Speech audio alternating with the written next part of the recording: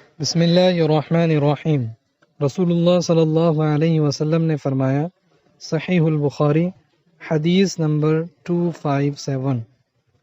صرف ایک مرتبہ بدن پر پانی ڈال کر اگر غسل کیا جائے تو کافی ہوگا۔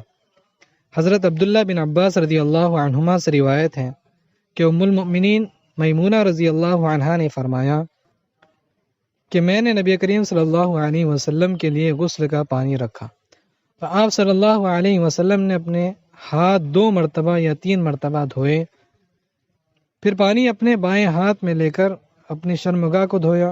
پھر زمین پر ہاتھ رگڑا، اس کے بعد کلی کی اور ناک میں پانی ڈالا اور اپنے چہرے اور ہاتھ کو دھویا، پھر زمین پر ہاتھ رگڑا، اس کے بعد کلی کی اور ناک میں پانی ڈالا اور اپنے چہرے اور ہاتھوں کو دھویا،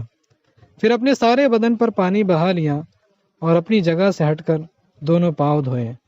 صحیح البخاری حدیث نمبر 257۔